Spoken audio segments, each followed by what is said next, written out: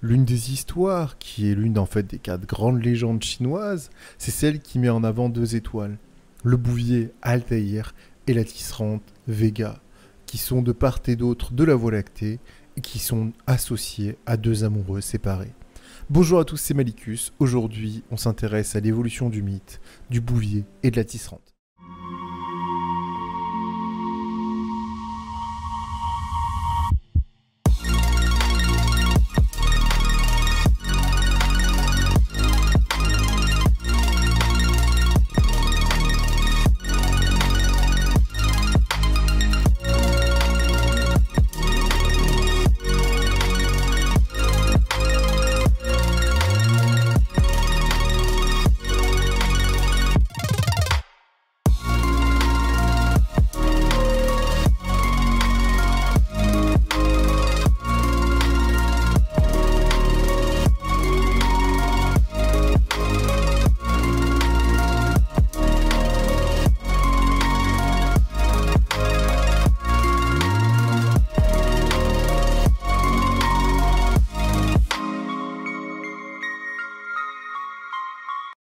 Partie 1, description.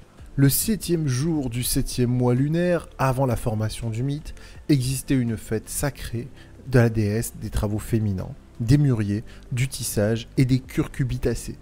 Les rites concernaient les femmes, concours de tissage, enfilage d'aiguilles, offrande de peigne, etc., etc. Puis ils s'étendirent aux amoureux, avec le souhait et le serment. Les observations astronomiques révélèrent très tôt que le buffle et la tisserande, deux étoiles importantes de la vie populaire, se faisaient face de part et d'autre du fleuve céleste, c'est-à-dire de la Voie lactée. Et ils brillaient particulièrement durant le 7e mois lunaire. Avant la trame définitive, il existe plusieurs variantes du mythe du bouvier et de la tisserande. Ce récit, connu dans toute la Chine, légitime la fête du 7e mois. Le mythe a évolué, passant du drame de la séparation d'amants à une situation convoquant le châtiment, l'union fautive du céleste et de l'humain, le bouvier. Le buffle et la tisserande sont d'abord mentionnés ensemble dans le plus ancien recueil de poésie chinoise, le Classique des vers, où figurent 305 poèmes du XIe au 5e siècle avant Jésus-Christ. Pourquoi réunir deux étoiles ? L'expression « l'homme laboure, la femme tisse » désigne et lie deux activités essentielles à l'Antiquité. Le buffle sert au labour et les rouleaux de tissu des tisserandes servent à payer l'impôt. On associe ici le mythe aux tâches qu'effectuaient hommes et femmes dans l'Antiquité et qui expliquent donc leur monde, comme d'habitude. Partie 2. Les histoires qui fusionnent au fil des siècles. On se retrouve avec le thème des amants séparés dans les 19 poèmes anciens. De chaque côté du lac de Chang'an, la capitale des Han, deux statues de pierre se font face. L'une représente un buffle, l'autre une tisserande. Certains poèmes de la dynastie Tang font allusion à un couple séparé par le destin, dont la tisserande est le personnage principal.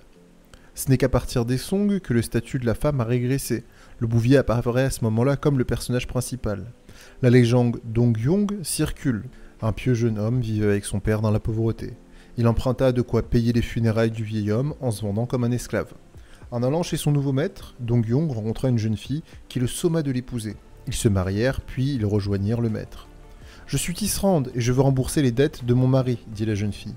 Le maître proposa un marché. Si elle tissait 300 rouleaux de soie, il serait quitte. Elle a compris l'ouvrage en 10 jours, Dongyong fut donc libre. Avant de disparaître, la jeune épouse lui révéla qu'elle était envoyée par l'empereur céleste, émue par sa piété filiale. Ces différentes histoires vont alors fusionner et aboutir à un récit répandu à travers toute la Chine.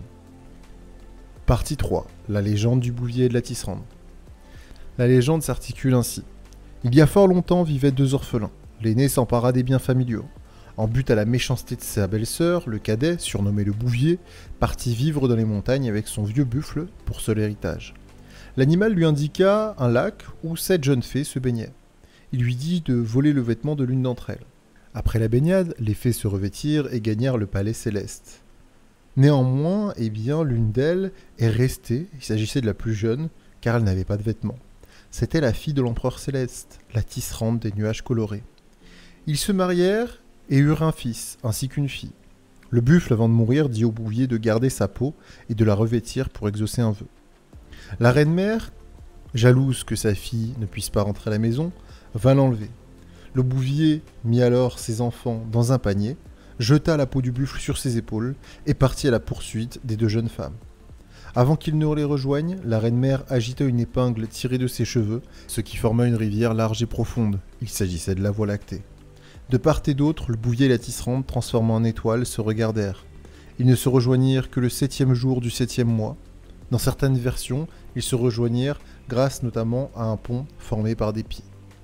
Voilà, c'est tout pour moi, j'espère que cette légende du bouvier et de la tisserande vous a plu. Si c'est le cas, n'hésitez pas à vous abonner, à marteler le pouce bleu, à partager le contenu. Je vous renvoie aussi à toutes les autres vidéos sur la mythologie chinoise que j'ai faites jusqu'à présent.